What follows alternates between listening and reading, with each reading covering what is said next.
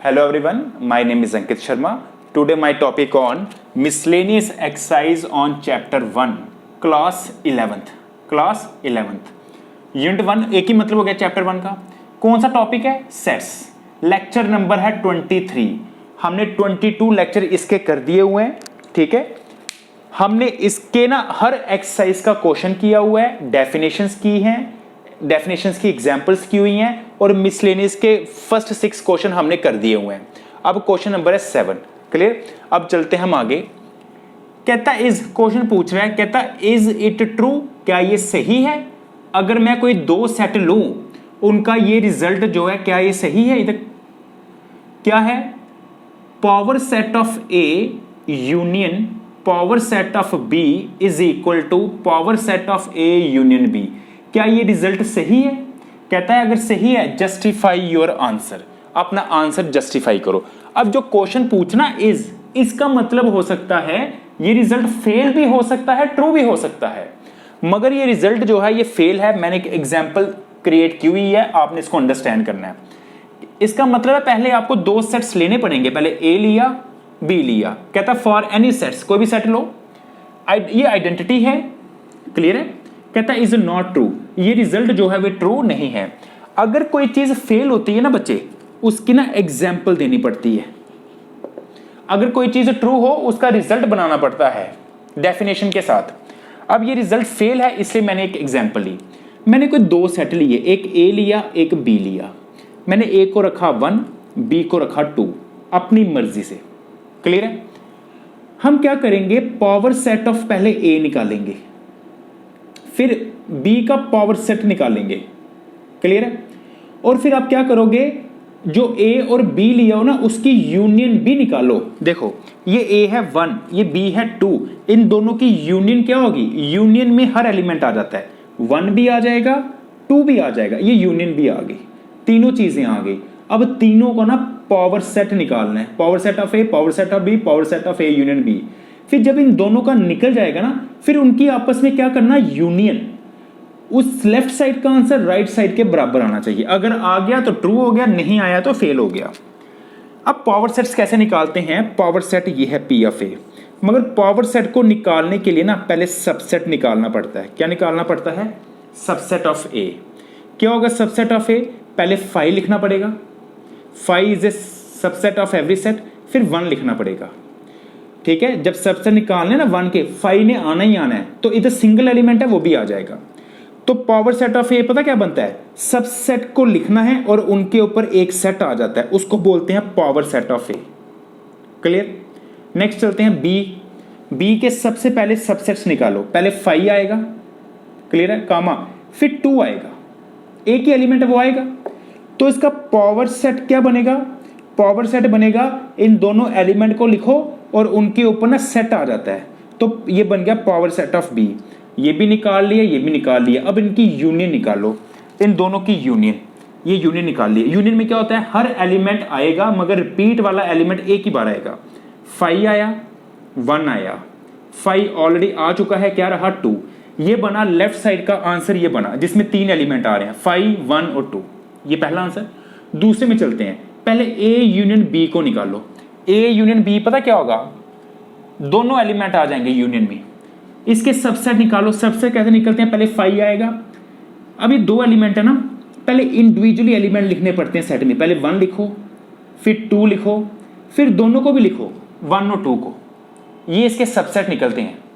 Clear है. अब इसका power set of A union B क्या होगा? ये हर एलिमेंट को लिखना है, इसके ऊपर क्या आ जाएगा, सेट आ जाएगा. क्लियर है. तो सबसेट्स कैसे निकालते हैं मैंने अपने लेक्चर में बताया हुआ सारा. ये पहले 5 लिखना है, पहले एक एक करके लिखना है. 1, फिर 2, फिर पहले सिंगल सिंगल का पेयर, फिर डबल का पेयर भी आएगा 1, 2. क्लियर है. ये 2, 1 नहीं आएगा क्योंकि 1, 2 और 2, 1 एक ही मीनिंग होता है. क्लियर है. फिर इसका क्या निकालना है, पावर सेट. पावर सेट कैसे निकलता है, जितने भी सबसेट है उनको लिखना है और ऊपर क्या आ जाएगा, सेट. ये फर्स्ट आ गया. इसमें कितने एलिमेंट आ रहे हैं, 1, 2, 3, 4. अब ये इसमें 4 एलिमेंट है, इसमें 3 एलिमेंट है, तो ये तो इक्वल टू है ही नहीं. 5 बराबर है, 1 ठीक है, 2 ठीक है, मगर इसमें एक एक्स्ट्रा है, इसमें वो नहीं आ रहा है, तो इसलिए ये इक्वालिटी नहीं है. तो फ्रॉम फर्स्ट एंड सेकंड ये power set of A union B जो है नॉट इक्वल टू है power set of A union power set of B. चलते हैं नेक्स्ट की तरफ। देखो नेक्स्ट है क्वेश्चन नंबर 8, कहता है show that for any sets A and B, कह रहे शो करो that for any set A and B, A और बी कोई सेट है, प्रूफ करके बताओ ए जो है ना इस टर्म के इक्वल है, ए जो है इस टर्म के क्या है इक्वल है, और ए यूनियन बी माइनस ए जो है वो इस टर्म के इक्वल है। करते हैं स्टार्ट इसको। मैंने दो केस बना लिए, दो प्रूफ है ना, एक केस इसका ले लिया और एक केस इसका ले लिया। क्लियर है? देखो पहले मैंने ना इसकी जो राइट साइड है इस टर्म को लिया, इसको प्रूफ करते करते ए बनाते हैं, A intersection B union A minus B, ये ए इंटरसेक्शन बी सेम रखा, यूनियन सेम रखा, इसको रिप्लेस किया इसके साथ, ये और ये दोनों बराबर नंबर होते हैं। बहुत इंपॉर्टेंट रिजल्ट है ये, बहुत इंपॉर्टेंट, कि a माइनस बी किसके इक्वल होता है, a इंटरसेक्शन आ जाएगा और सेकंड वाले का कॉम्प्लीमेंट। कंफ्यूजन है, यहां पे मैंने एग्जांपल भी की हुई है कि a माइनस बी का आंसर 1, इसका आंसर भी 1, इसका भी आंसर 1 होगा, ये आपको समझाने के लिए है। मैंने एक यूनिवर्सल सेट लिया जिसमें 1 2 3 4 5 लिए और एक a सेट लिया इसके बीच में से 1 2 3, b को रखा 2 3 4। बी कॉम्प्लीमेंट क्या होगा, बी कॉम्प्लीमेंट होगा यूनिवर्सल सेट में से बी को माइनस करना। ये यूनिवर्सल सेट है, इसमें से बी को माइनस करो, माइनस करने का 2 2 कट गया, 3 3 कट गया, 4 4 कट गया, जो रिमेनिंग एलिमेंट यू के होते हैं ना वही आंसर आ जाता है। कौन से एलिमेंट कटे, 2 कट गया, 3 कट गया, 4 1 और 5, इसका आंसर बना 1 5, बना बी कॉम्प्लीमेंट। अब निकालते answer, a minus B, A में से b को माइनस करो, जो सेम सेम वाले कट जाते हैं, 2 कट गया, 3 कट गया, रिमेनिंग एलिमेंट फर्स्ट वाले के वो आंसर आ गया। फिर a इंटरसेक्शन b कॉम्प्लीमेंट करो, a इंटरसेक्शन b कॉम्प्लीमेंट, कौन से एलिमेंट कॉमन है a और b कॉम्प्लीमेंट में, a की एलिमेंट कॉमन है कौन सा 1 5, इन दोनों का सेम आंसर होता है। क्लियर है? तो मैंने इसकी जगह पे क्या लिखा, a इंटरसेक्शन b कॉम्प्लीमेंट। फिर क्या किया, फिर ये जो ए कॉम्प्लीमेंट, ए इंटरसेक्शन इनको कॉमन ले लिया, पीछे क्या रहा बी यूनियन बी कॉम्प्लीमेंट। अगर मैं ए इंटरसेक्शन को दोनों के साथ मल्टीप्लाई करूंगा तो पता क्या आता है, ए इंटरसेक्शन बी, ये यूनियन सेंटर में, ए इंटरसेक्शन बी कॉम्प्लीमेंट आ गया। इसके बाद अब कहता है बी यूनियन बी कॉम्प्लीमेंट किसके इक्वल होगा, ये बी है ना और ये बी कॉम्प्लीमेंट है, इसका यूनियन निकालना, इस बी का और बी कॉम्प्लीमेंट का, इसका यूनियन निकालो 1 2 3 4 5, इसका जब यूनियन करोगे ना वो कंप्लीट यूनिवर्सल सेट बन जाता है। वो कंप्लीट क्या बन जाता है, यूनिवर्सल सेट। बी मैंने फिगर भी बनाई हुई है, बी मतलब ये वाला एरिया, बी कॉम्प्लीमेंट मतलब बाहर वाला एरिया, बाहर वाला एरिया। अगर मैं दोनों की यूनियन करूं तो कंप्लीट यू नहीं बन गया, तो यूनिवर्सल सेट बन गया ये। इसको रिप्लेस किया यूनिवर्सल सेट के साथ। अब ए इंटरसेक्शन यूनिवर्सल सेट निकालोगे ना तो ए ही आंसर आएगा। ए और यूनिवर्सल सेट की इंटरसेक्शन देखो, इंटरसेक्शन में होते हैं कॉमन एलिमेंट, जैसे 1 2 3, तो फिर ए ही आया ना, इसका आंसर फिर ए आया, तो ये आपकी लेफ्ट साइड बन गई। क्लियर है? इसके बाद के सेकेंड ये टर्म लिखी, ए यूनियन बी माइनस ए, ये फिर वही सेट बनाया ये वाला कि पहला नंबर सेम, माइनस का बन जाता है इंटरसेक्शन और सेकंड वाले के ऊपर आ जाता है कॉम्प्लीमेंट, ये वाला रिजल्ट लगाया। क्लियर है? लिख लेना रीजन के साथ। फिर इसने क्या किया, ए यूनियन को ना दोनों के साथ लिखा, A union B intersection center में ए यूनियन ए कॉम्प्लीमेंट, ये टर्म सेम लिखी, A union A complement, A union जैसे बी यूनियन बी कॉम्प्लीमेंट आपने यूनिवर्सल सेट लिखा ना, इसका भी आंसर यूनिवर्सल सेट ही आना है। क्लियर है? ए में वो एलिमेंट आएंगे जो ए कॉम्प्लीमेंट में नहीं होंगे और ए कॉम्प्लीमेंट में वो आएंगे जो ए में नहीं होंगे। क्लियर है? और ये बन गया यूनिवर्सल सेट। अब मैं इसकी इंटरसेक्शन इसके साथ करूंगा ना तो यही आंसर आएगा फिर से, तो ये आपका आंसर है ए यूनियन बी। चलते हैं आगे। नेक्स्ट है बच्चे, कहता है using property of sets. Property of sets use करो, शो करो ये टर्म इक्वल टू ए है और ये भी टर्म इक्वल टू क्या है ए। 1 बाय 1 प्रूफ करते हैं। मैंने साथ में एग्जांपल्स भी लिए कि थोड़ा सा ना कंसेप्ट क्लियर हो। ये लिखी लेफ्ट हैंड साइड, प्रूफ करो राइट साइड। मैंने क्या किया, ए यूनियन को ना दोनों के साथ लिखा, A union A intersection center में ए यूनियन बी लिखा। अब ए यूनियन ए क्या होगा, वो तो ए ही होगा ना। ए को 2 बार यूनियन करो, ए यूनियन ए के भी सारे एलिमेंट इस ए के भी, वो तो यही है ना, वो तो ए ही आएगा। ए यूनियन ए जो है वो ए ही आएगा, ये ए आया। अब A intersection A union B करो, ये आपका ए यूनियन बी है 1 2 3, इसकी इंटरसेक्शन ए के साथ निकालो। देखो कॉमन एलिमेंट कौन है, एक कॉमन एलिमेंट है 1, फिर कॉमन एलिमेंट है 2, वो ए ही आया ना।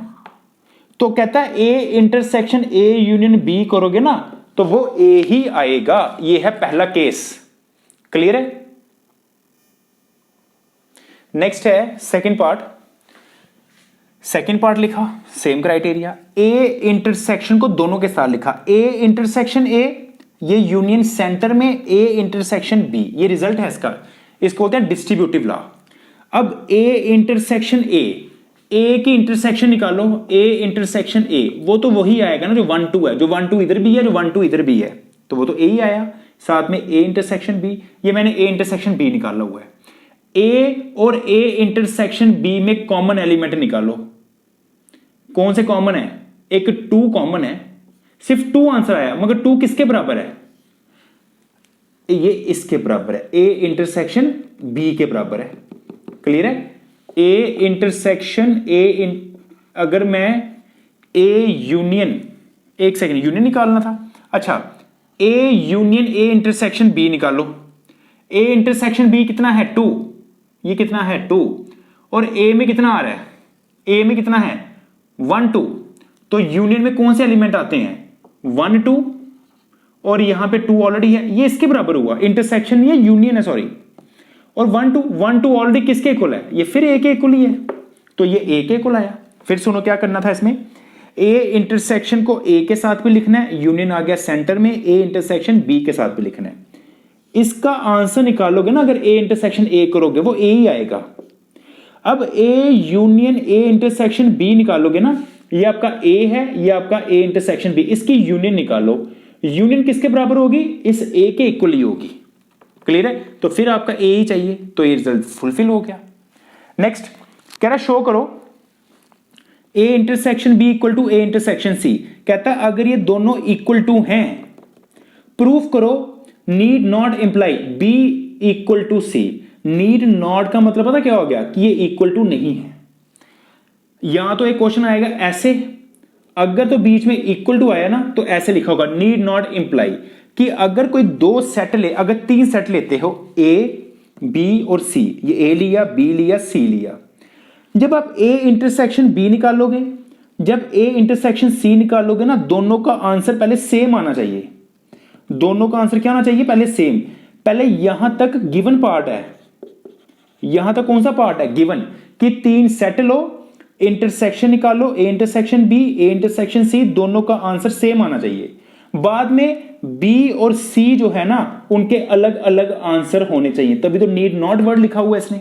देखो पहले इसने ए लिया 1 2 3 4, बी लिया 3 4 5 6, सी लिया 3 4 7 8। निकालो A intersection B. A intersection B में कॉमन एलिमेंट कौन कौन सा है, 3 4, ये आंसर आया। अब बी इंटरसेक्शन सी निकालो, कौन सा कॉमन है, फिर 3 फिर 4। इसका मतलब ये हुआ इन दोनों का आंसर सेम आया, क्योंकि वो कह रहा था कि आपने ए इंटरसेक्शन बी और ए इंटरसेक्शन सी का आंसर सेम लेके चलना है, तो हमने सेम ले लिया। कहता आप चेक करो बी जो है सी के बराबर नहीं आना चाहिए, वो तो बराबर है ही नहीं है, 3 4 तक बराबर हैं, इधर 5 6 हैं, इधर 7 8 हैं, तो बी नॉट इक्वल टू क्या है, सी है। इंटरसेक्शन इक्वल टू होनी चाहिए, मगर बी जो है सी के बराबर नहीं होना चाहिए। और बच्चे एग्जाम्पल ही ऐसी उठानी है जो फेल हो, ऐसा नहीं कि ये रिजल्ट हमेशा नॉट इक्वल टू होगा, कई जगह पे ट्रू भी हो जाएगा। अगर मैं सिर्फ इसको 3 4 लूं, इसको भी 3 4 लूं और इसको भी 3 4 लूं, फिर तो रिजल्ट ट्रू हो गया ना। मगर जैसा उसने क्वेश्चन पूछा होगा ना, हमने उसके अकॉर्डिंग चलना होता है। वो कह रहा है पहले ये इक्वल टू होने चाहिए, मगर बाद में बी और सी जो है वो इक्वल टू नहीं होने चाहिए। तो एग्जाम्पल ही ऐसी उठानी है कि वो फेल हो। ठीक है बच्चे, आगे चलते हैं। नेक्स्ट है बच्चे, देखो कह रहा है A and B B sets, capital A capital B sets है, गिवन है। इफ के आगे वाला गिवन हो जाता है, क्लियर है। कामे के आगे वाला प्रूफ, कामा मींस देन। कहता है A intersection X equal to B intersection X, ये दोनों बराबर हैं और वो इक्वल टू क्या है, 5। नेक्स्ट, फिर पहले इंटरसेक्शन के साथ बता रहा है, फिर यूनियन के साथ बता रहा है। A union X equals to B union X, ये दोनों बराबर हैं।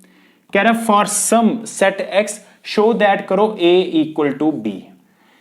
यहां से एक्स तक ये पीछे सब गिवन है, ये सब क्या चल रहा है, गिवन। तो शो करो ए इक्वल्स टू बी। किसी भी चीज को इक्वल टू जब बताना ना, दो सेट्स, ये दो सेट्स है ना, दो सेट्स इक्वल टू कब होते हैं, जब दोनों एक दूसरे के सबसेट हो। ए सबसेट हो बी का, बी सबसेट हो ए का, तो from first and second A equals to B. करते हैं स्टार्ट। कहता है गिवन, ये गिवन पार्ट उठाया इसने, A union X B union X, ये टर्म उठाई। इसने क्या किया, कहता है एक्स जो है ना कोई सेट है, कोई भी सम छोटा सा सेट है या बड़ा सेट है, एक्स सेट है। ये नहीं बोला इसने कितना बड़ा है, उसने बोला सम सेट है, मगर सेट है जरूर है। उठाया गिवन पार्ट। इसने क्या किया, दोनों तरफ आंसर बनाने के लिए ना ए इंटरसेक्शन लगा दिया, इधर भी और इधर भी लगाया। Distributive law, A intersection B union center में ए इंटरसेक्शन एक्स, ये रिजल्ट आ गया। अब इधर चलते हैं। कहता है A intersection this A union X, मानो एक्स जो है वो बी है, मानो एक्स क्या है, बी।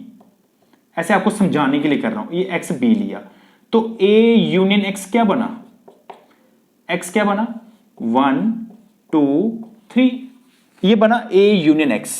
अगर मैं ए यूनियन एक्स और ए की इंटरसेक्शन लूं, इंटरसेक्शन में आते हैं कॉमन एलिमेंट 1 1 2 2, इसकी इंटरसेक्शन में आएंगे 1 2, वो फिर किसके इक्वल है, वो ए के इक्वल ही है। तो कहता अगर मैं ए इंटरसेक्शन ए यूनियन एक्स लूं ना, वो फिर आपका आंसर ए ही आएगा। क्या आएगा, ए ही आएगा। आगे ए चल रहा है, ये सेम लिखा, ए इंटरसेक्शन एक्स जो है ना वो किसके इक्वल है, 5 के है, 5 के। 5 लिखो या ना लिखो कोई प्रॉब्लम नहीं है। फिर ए इक्वल टू बना ए इंटरसेक्शन बी। अब मैं इसको ना बी लिखने लगा हूं, एक्स मैंने आपको समझाने के लिए लिखा था, क्लियर है। ये कहता है अगर A equal to A intersection B के बराबर है, ये दोनों क्या कह रहा है, बराबर है, दोनों क्या है, बराबर। मैं आपको एग्जांपल बना देता हूं इसकी। इधर ले लो 1 1, क्लियर है। बताओ ए इंटरसेक्शन बी निकालो। इंटरसेक्शन में कॉमन एलिमेंट आते हैं, कौन से एलिमेंट आ रहे हैं, 1 भी आ रहा है और 2 भी आ रहा है 2। इसको लिखो A intersection B equal to A बना ए इक्वल टू आ रहा है। क्या मैं बोल सकता हूं कि ए जो है वो सबसेट होगा फिर बी का? चेक करो, क्या ए सबसेट है बी का? अगर ये दोनों इक्वल टू होंगे ना, अगर ये इक्वल टू हैं, इसका मीनिंग ये होगा कि ए जो है ना वो सबसेट बन जाएगा किसका, बी का। चेक करके देखो, 1 भी आ रहा है 2 भी आ रहा है, तभी तो ए के बराबर आया ना। इसका मतलब ए जो है वो सबसेट होगा किसका, बी का। तो पहला केस ट्रू हो गया। सेकंड केस में चलते हैं। फिर इसने यही नंबर उठाया, पहले आपने ए इंटरसेक्शन अप्लाई किया था, अब मैं बी इंटरसेक्शन अप्लाई करूंगा, सेम केस चलेगा, बी इंटरसेक्शन। अब देखो ये जैसे ये बनाया था ना ए इंटरसेक्शन ए यूनियन एक्स, अब ये बना हुआ है, ए की जगह पे बी है, इंटरसेक्शन है बी यूनियन एक्स, आपने इसकी जगह पे लिखा ए, तो इसकी जगह पे बी आएगा। इधर लगा दिया distributive law, B intersection A union center में बी इंटरसेक्शन एक्स। अब बी इंटरसेक्शन एक्स जो है ना वो किसके इक्वल है, 5 के। ये क्या आ जाएगा, 5 लिखो चाहे ना लिखो कोई मैटर नहीं करता, पीछे ये रहा। अब वो कह रहा है जैसे आपने ये लिखा ना, देखो ए की जगह पे बी आ रहा है, ए की जगह पे बी आ रहा है, बी की जगह पे ए आ रहा है, तो आपने क्या लिखा कि जो ए है ना वो सबसेट है बी का, इसका मतलब बी सबसेट हुआ अब ए का। सेम केस चलना है, ये जो नंबर यहां पे होगा ना वो सबसेट बन जाएगा बी का। अब कौन सा नंबर इधर आ रहा है, बी, बी सबसेट बन जाएगा ए का। जब दोनों एक दूसरे के सबसेट हो ना तो फ्रॉम फर्स्ट एंड सेकंड तो ए इक्वल टू क्या बन जाता है, बी बन जाता है, ये रिजल्ट है। क्लियर है? ठीक है, बस इतना ही रखो। बाकी अब इसकी एक और वीडियो आएगी मिसलेनियस की, तो आपका मिसलेनियस सारा कंप्लीट। फिर मैं एक वीडियो और बनाऊंगा एग्जाम्पल्स की, जो मुझे लगता है करवानी चाहिए। फिर आपका कंप्लीट सेट का टॉपिक खत्म, फिर हम चलेंगे यूनिट सेकंड की तरफ। ठीक है बच्चे, आज इतना ही रखो आप, सफिशिएंट है। ओके।